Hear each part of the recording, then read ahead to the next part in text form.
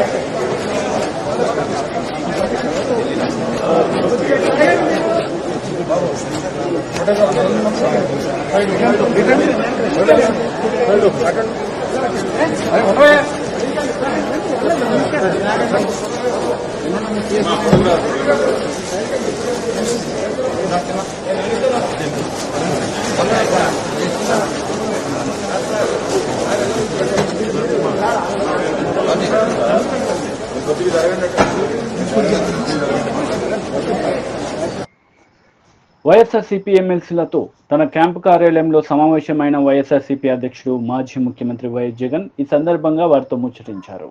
వేల కోట్ల రూపాయలు ఎటువంటి వివక్ష లేకుండా, ఎటువంటి లంచాలు లేకుండా,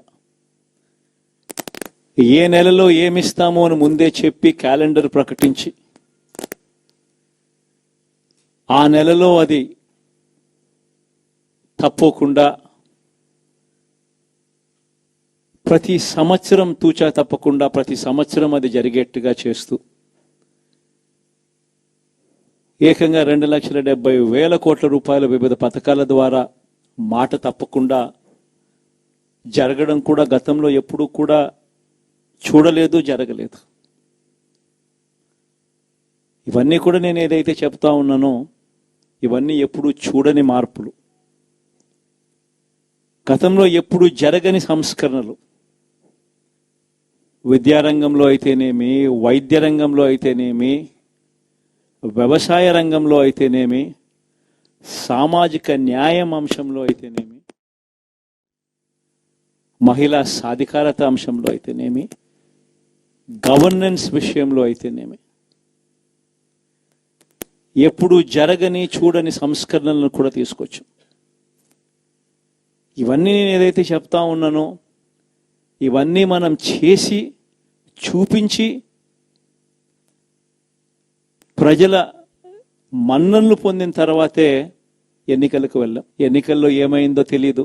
5 సంవత్సరాలు కళ్ళు మూసుకుంటే చాలా అయిపోయింది. 5 సంవత్సరాలు. మళ్ళీ 2024 నుంచి 2029 కూడా అదే మాదిరిగానే కళ్ళు మూసుకుంటే 2029 కూడా కళ్ళు మూసుకుంటూ వచ్చేస్తుంది. ఇవి మనం గుర్తు పెట్టుకోవాల్సిన అంశం ఏమిటి అని అంటే సినిమాలో ఓన్లీ ఫస్ట్ హాఫ్ మాత్రమే అయ్యింది. గతంలో కూడా ఇదే మాదిరిగా పరిస్థితులు ఉన్నప్పుడు కూడా మనం ఏ మాదిరిగా పైకి లేచాము అన్నది కూడా మీ అందరికీ తెలిసిన విషయాలే. నేను ఒక్కటే మీ అందరికీ చెప్తా ఉన్నా, ప్రజల్లో ఈరోజు మనం చేసిన మంచి ఉంది. ఇంటింటికి మనం చేసిన మంచి ఇంకా బ్రతికే ఉంది.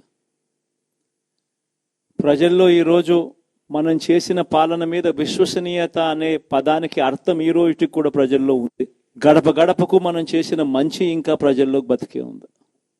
మరి ఇవన్నీ ఉన్నప్పుడు మళ్ళీ మనం లేయడం కూడా తథ్యం. కాకపోతే కొంచెం టైం పడుతుంది. ఆ టైం ఇవ్వాలి. ఆ టైం ఇచ్చినప్పుడు, అది జరిగినప్పుడు, పాపాలు పండినప్పుడు ఖచ్చితంగా మళ్ళీ మనం పైకి లేస్తాం. ఈ విషయం ప్రతి ఒక్కరం కూడా గుర్తుపెట్టుకోవాలి. ఎందుకు ఈ మాట కూడా చెప్తా ఉన్నానంటే రాజకీయాలలో అన్నిటికన్నా ముఖ్యమైన అంశం క్యారెక్టర్, విలువలు, విశ్వసనీయత. ఈ పదాలకు అర్థం తెలిసి ఉండడం రాజకీయాలలో చాలా అవసరం. రాజకీయం అంటే ఎల్లవేళలా అధికారమే కాదు. అధికారంలో లేనప్పుడు కష్టాలు ఖచ్చితంగా వస్తాయి. కానీ ఖచ్చితంగా కష్టాలు వచ్చినప్పుడు మనం ఖచ్చితంగా ఏ రకంగా రియాక్ట్ అవుతామన్నది మన చేతుల్లో ఉంది. విలువలు, విశ్వసనీయత లేని మనిషిగా రాజకీయాలు చేద్దామా, లేదా కష్టాలు వచ్చినప్పుడు ఆ కష్టాలను ఎదుర్కొని హుందాగా నిలబడుతూ మళ్ళీ 5 సంవత్సరాలు కళ్ళు మూసుకుంటే 5 సంవత్సరాలు అయిపోతాయి, మళ్ళీ 5 సంవత్సరాల తర్వాత మన పాలన వస్తుంది, మన ప్రభుత్వం వస్తుంది, అప్పుడు మళ్ళీ మనమే ఆందోళన ఎక్కుతామన్నది కూడా గుర్తుపెట్టుకొని అడుగులు వేస్తామా అన్నది మనలో ప్రతి ఒక్కరూ కూడా ఆలోచన చేసుకోవాలి. ఇదే మన ప్రభుత్వం అధికారం. శాసన మండలి సభ్యులు పంచమర్తి అనురాధ మీడియా సమావేశం నిర్వహించారు. ఈ సందర్భంగా పలు అంశాలపై ఆమె మాట్లాడారు. ఆంధ్ర రాష్ట్రంలోనే కాకుండా ఏకంగా ఉపరాష్ట్రపతి గారిని కూడా కలిసి ఢిల్లీలో శవరాజకీయాలు చేస్తా ఉన్నారు. ఏదో తెలుగుదేశం పార్టీ దాడులు చేస్తుంది, మమ్మల్ని బ్రతకనివ్వటం లేదు, లా అండ్ ఆర్డర్ ప్రాబ్లం వచ్చింది అని చెప్పి లేని విషయాలు మళ్ళీ నమ్మబలికే విధంగా మాట్లాడటం నిజంగా సిగ్గుచేటైన విషయం అని చెప్పి ఈ సందర్భంగా నేను మనవి చేస్తా ఉన్నా. అసలు శవరాజకీయాలు అంటే ఎలా ఉంటాయో మీకు చెప్తాను, దాడులంటే ఏ రకంగా ఉంటాయో చెప్తాను. మా కార్యకర్తల పైన కానీ మా పార్టీ పైన కానీ ఏ రకంగా దాడులు చేశారో వాటిని దాడులు అని అంటారు అని చెప్పి మీకు గుర్తు చేయడానికే ఈరోజు నేను ఈ ప్రెస్ మీట్ అటెండ్ అవడం జరుగుతుంది. పల్నాడు జిల్లాలో తోట చంద్రయ్య అనే మా కార్యకర్తని జై జగన్ అని అంటావా లేదా అని చెప్పి అడిగి, జై జగన్ అని నేను జై చంద్రబాబు అనే అంటాను అని మాట్లాడినందుకు తోటా చంద్రయ్య గారిని అక్కడికక్కడే నరికి చంపేశారు. దాన్నే హత్య అంటారు, దాడులు అంటారు. అలాగే పల్నాడు జిల్లాలో కంచర్ల జల్లయ్య యాదవ్ అనే అతన్ని ఇదే రకంగా నరికి చంపేయటం జరిగింది. అదేవిధంగా దాచేపల్లిలో మాజీ సర్పంచ్ పరిశెట్టి అంకులు, కాపు సామాజిక వర్గానికి సంబంధించిన సర్పంచ్ని దాడి చేసి కత్తితో నరికి పొట్టలో పేగులు బయటికి వచ్చేలాగా మీరు హత్య చేశారు అనే విషయాన్ని ప్రజలందరూ కూడా గమనించారు. ఆ రకంగా వాటిని దాడి చేయటం, హత్యలు చేయటం అని అంటారని చెప్పి మీకు చెప్పదలుచుకున్నా. అలాగే అమర్నాథ్ గౌడ్ని, మా అక్కను ఏడిపించదురా బాబు అని చెప్పి నోరు తెరిసి తమ్ముడుగా అడిగినందుకు నోట్లో గుడ్డలు కుక్కి పెట్రోల్ పోసి చంపేశారే తెల్లవారుజామున, దాన్ని కక్ష రాజకీయం, దాడి చేయటం, చంపడం అనేది దాన్ని అంటారు. అదేవిధంగా ప్రకాశం జిల్లాలో ట్రాక్టర్తో హనుమాయమ్మ అనే ఒక ముసలావిడిని గుద్దించేశారు. అదేవిధంగా చంద్రబాబు నాయుడు గారి ఇంటి మీద మాజీ ముఖ్యమంత్రి వారు Z+ కేటగిరీలో ఉన్నారు. వారు ఇప్పుడు ప్రెసెంట్ ముఖ్యమంత్రిగా పనిచేస్తా ఉన్నారు. అలాంటి చంద్రబాబు నాయుడు గారి ఇంటి మీద మీ ఎమ్మెల్యే జోగి రమేష్ని దాడికి పంపించారు మీరు. వాటిని దాడులు అని అంటారని చెప్పి ఈ సందర్భంగా తెలియజేస్తా ఉన్నా. అలాగే మా పార్టీ ఆఫీస్ పైన మీరు మధ్యాహ్నం పూట నిస్సిగ్గుగా వచ్చి దాడి చేసి మా సోషల్ మీడియా పర్సన్, ఒక చేనేత వర్గానికి సంబంధించిన వ్యక్తి బద్రి అనే అతన్ని తల పగలు కొట్టారు. ఎదురొచ్చిన వాళ్ళందరినీ, మా నాలెడ్జ్ కమిటీలో ఉన్న వాళ్ళందరినీ కూడా వాళ్ళని కూడా చితకబాదారు. దాన్ని దాడి అని చెప్పి అంటారు. అదేవిధంగా పట్టాభి గారిని ఏ రకంగా చేశారు. మాజీ మంత్రి అనిల్ కుమార్ యాదవ్ ప్రెస్ మీట్ నిర్వహించారు. ఈ సందర్భంగా పలు అంశాలపై ఆయన మాట్లాడారు. అవకాశాలు ఇచ్చారు ప్రభుత్వాలకు కూడా. ఈ రోజు కూడా ఖచ్చితంగా ఈ రోజు అయిందే 4వ తారీఖు ఎన్నిక అయిపోయింది. ఎన్నిక అయిపోగానే వచ్చి రోడ్ల మీద పడడం కదా. వచ్చిన తర్వాత ఆ ప్రభుత్వానికి టైం ఇస్తాం, వచ్చి ఉంటాం, అంతమించి ఇంకేం లేదు. అన్నిటికీ సిద్ధపడే వాళ్ళమే. అన్నిటికీ కూడా కష్టాలకి రాజకీయాల్లోకి వచ్చినప్పుడు ఇప్పుడు కూడా గెలుపులే ఉండడం, ఓటమి ఉంటుంది, గెలుపు ఉంటుంది. ఈ ప్రజాక్షేత్రంలో పోయినసారి మాకు మ్యాండేట్ ఇచ్చారు, ఈసారి వాళ్ళకి మ్యాండేట్ ఇచ్చారు, రేపు మళ్ళీ మాకు మ్యాండేట్ ఇస్తారు. ఒక్కసారి అందరూ గుర్తుపెట్టుకోవాల్సింది ఏంటంటే 234 సీట్లున్న తమిళనాడులో ఒకసారి కేవలం డిఎంకే 2 సీట్లే వచ్చింది, 2. తర్వాత ఎన్నికల్లో మళ్ళీ గవర్నమెంట్ 4 సార్లు డిఎంకే రాజకీయ జీవితంలో డిపాజిట్స్ కోల్పోయింది, 4 టైమ్స్, ప్రతిసారి గెలిచింది. కాబట్టి 2019లో మేము గెలిచినప్పుడు తెలుగుదేశం పని అయిపోయింది అన్నారు, ఇప్పుడు మా పని అయిపోయింది అంటున్నారు. సరే 2029కి ఏ విధంగా బౌన్స్ బ్యాక్ అవ్వాలి, ఏ విధంగా ప్రజలకు అండ ఉండాలి అంతా కూడా రచిస్తారు ముఖ్యమంత్రి మా జగనన్న. తప్పకుండా బౌన్స్ బ్యాక్ అవుతాం, తప్పకుండా వస్తామని చెప్పి తెలియజేస్తాం. ఎన్నికల ముందు అనిల్ అనేక ఛానల్ చేశారు, వాటి సంగతి ఏంటంటే టీడీపీలు అడుగుతున్నారు. ఇప్పుడు ఒకసారి మీరు అందరూ ఆలోచన చేయాలా. నేను ఛాలెంజ్ విసిరాను కానీ ఛాలెంజ్ ఎవరు తీసుకోవాలా. ఎలా ఉంటారంటే నేను ఛాలెంజ్ విసిరినమాట వాస్తవమే. నేను ఛాలెంజ్ విసిరినప్పుడు అవతల ఛాలెంజ్ తీసుకుని రైట్ మేము కట్టుబడి ఉన్నాం ఈ ఛాలెంజ్కి అని చెప్పుని ఉంటే బాగుండేది. ఎన్నికలు అయిపోయిన తర్వాత అప్పుడు ఛాలెంజ్ చేసేవి కదా అంటే అలా కాదు కదా. నేను ఒక సవాల్ విసిరినప్పుడు ఆ సవాల్ స్వీకరించేవాడు కూడా స్వీకరించుకొని చేస్తుంటే బాగుండేది. రైట్, ఏదో సామెత ఒకటి ఉంది, హనుమాన్ జంక్షన్లో నాకు బాగా నచ్చిన డైలాగు, గెలిచినోడు చెప్తాడు ఓడినోడు వినాలని. ఈరోజు వాళ్ళు చెప్తున్నారు, మేము వింటాం, పర్వాలేదు. రోజు వాళ్ళు ఏదైనా చెప్తున్నారు, రైట్, వాళ్ళు ట్రోల్ చేసుకుంటున్నారు, చేసుకునే అబ్బాయి ఇబ్బంది ఏం లేదు. ట్రోల్ చేసుకునే స్థాయిలో మేము ఉన్నామంటే మేము ఎదిగినట్టే. We are in public. Good publicity or publicity is a publicity. నియోజకవర్గాల మార్పులు ఓటమిలో ఎంతవరకు ఫ్యాక్టర్ ఏమీ ఇప్పుడు పల్నాడులో నాకు 40,000 ఓట్లు ఎమ్మెల్యేల కన్నా ఎక్కువ వచ్చినాయి కదా అంటే మీ కొరకే కదా ఓవరాల్ చెప్తున్నా. కాబట్టి అదేం పెద్ద నేను కోరుకోను. ఎందుకంటే ఇంత పెద్ద ఎలక్షన్ దీంట్లో కొన్ని దగ్గరలో చూసుకున్నప్పుడు రకరకాల అనుమానాలు ఉన్నాయి, రకరకాలు ఉన్నాయి. కాబట్టి అదేం పెద్ద ఫ్యాక్టర్ నేను అనుకోను. వేరియస్ రీజన్స్ అన్వేషిస్తూ ఉన్నారు. కొన్ని మాకు తెలుసుకోని కారణాలు, మా నాయకులు కూడా కారణాలు ఎందుకు పోయినాయి, రకరకాల కారణాలు వాళ్ళు అన్వేషిస్తున్నారు, మేము అన్వేషిస్తున్నాం. తప్పకుండా దాన్ని అంతా కూడా ఓవర్ హెడ్ చేసుకొని వాళ్ళు ఇచ్చిన హామీలు కానీ రకరకాలు కానీ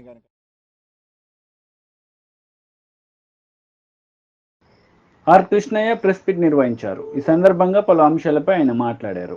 పెంచాలని అడ్వకేట్ ఇచ్చే స్టైపెండ్ కేవలం 1,000 రూపాయలు ఇస్తుండ్రు, దీన్ని 10,000కి పెంచాలి. అదేవిధంగా కాలేజీ హాస్టళ్లకు సొంత భవనాలు నిర్మించాలి. కాలేజీ హాస్టల్ విద్యార్థులకు అబ్బాయిలకు 500, అమ్మాయిలకు 1000 రూపాయలు పాకెట్ మనీ ఇవ్వాలని కూడా మంత్రితో చర్చించడం జరిగింది. బీసీల డిమాండ్లపై ముఖ్యమంత్రితో మాట్లాడి సానుకూలంగా నిర్ణయాలు తీసుకుంటామని హామీ ఇచ్చారు. ఇప్పుడు 1 నుంచి 10 ముందు మాటలు తీసేస్తారు గత, ఎందుకంటే ప్రతి ఇయర్కి ఒక సంవత్సరం ముందు పేపర్ టెక్స్ట్ బుక్ సంబంధించిన ముందు మాట సంబంధించిన టెక్స్ట్ బుక్స్ ప్రకారం అంటే ప్రింటింగ్ అవుతుంది. అందులో గత ప్రభుత్వం సంబంధించిన ముఖ్యమంత్రులకు సంబంధించి చెప్పి ముందు మాట తొలగిస్తున్నారు. దీన్ని ఎట్లా చూస్తారు మీరు?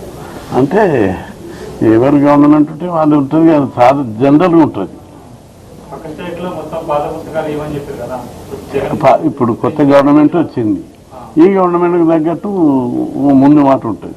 తొలగిస్తారు, దాన్ని తొలగిస్తున్నారు. సిలబస్ కూడా అదే విధంగా ఉంటుంది, తప్పేం కాదు అది.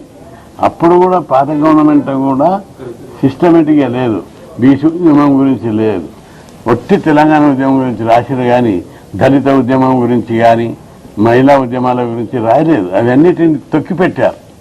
ఇప్పుడు కొత్త గవర్నమెంట్ వాళ్ళ సిద్ధాంతం ప్రకారం వాళ్ళు ఇవ్వాలి, పాత దానిలో ఉన్నటువంటి లోపాలను సరిదిద్దాలని మేము కోరుతాం. బీసీ ఉద్యమాలు ఇవ్వాలి, దళిత ఉద్యమాలు ఇవ్వాలి, మహిళా ఉద్యమాలు ఇవన్నీ సిలబస్ పెట్టాలి, మహనీయుల జీవిత చరిత్రలు పెట్టాలని చెప్పి నేను డిమాండ్ చేస్తున్నాను. తొలగిస్తా అంటే అవసరం లేని అతిగా ప్రవర్తించిన తొలగించాలి. 10 ఏళ్ళు రాష్ట్రాలకు సంబంధించి కూడా ముఖ్యమంత్రిగా పనిచేస్తారు, ఉద్యమాలు ఉన్నారు కాబట్టి వాటి ఎట్లా తొలగిస్తారు? అంటే కేసీఆర్ జీవిత చరిత్ర కావాలన్నా? అంటే నాయకుల జీవిత చరిత్రలు కాదు, పిల్లలకు సబ్జెక్టు కావాలి.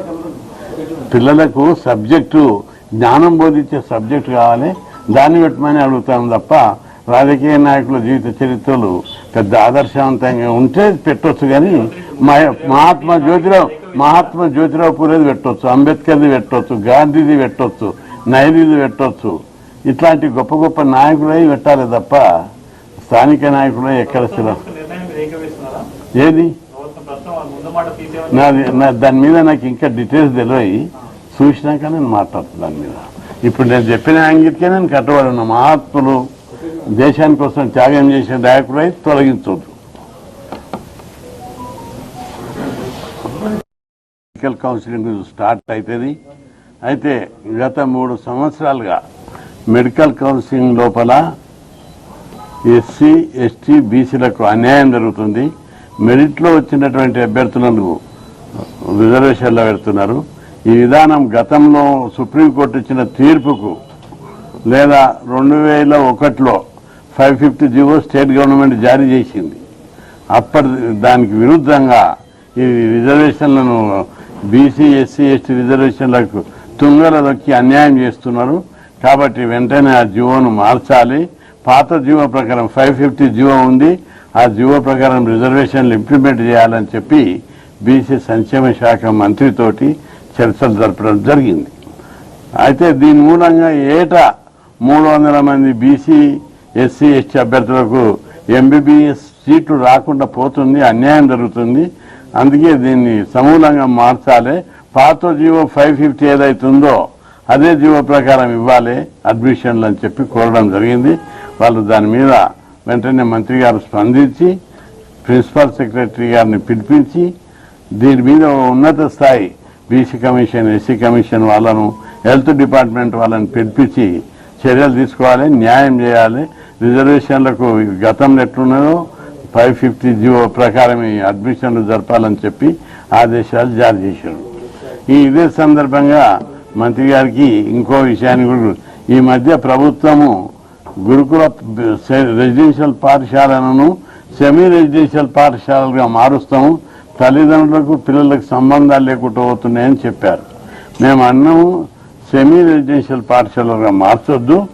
సెమీ రెసిడెన్షియల్ పాఠశాలలు ప్రభుత్వం లోపలనే లేవు, రెసిడెన్షియల్ ప్రైవేట్లో శ్రీ చైతన్య, నారాయణ, శ్రీ గాయత్రి అనేక గురుకులాలు ఉన్నాయి కార్పొరేట్ స్థాయిలో, వాళ్ళతోటి సంబంధాలు ఆ గురుకుల.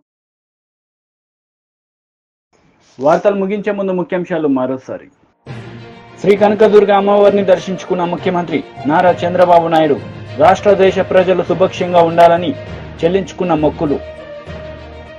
వైఎస్ఆర్సీపీ ఎమ్మెల్సీలతో ముఖ్యమంత్రి వైఎస్ జగన్ సమావేశం. 5 ఏళ్ల తర్వాత మళ్లీ అధికారంలోకి వస్తామని ధీమా వ్యక్తం. ఈ వార్తలు ఇంతటితో సమాప్తం. తిరిగి ప్రసారమయ్యే వార్తలు మళ్ళీ కలుద్దాం. అంతవరకు సెలవు. నమస్తే.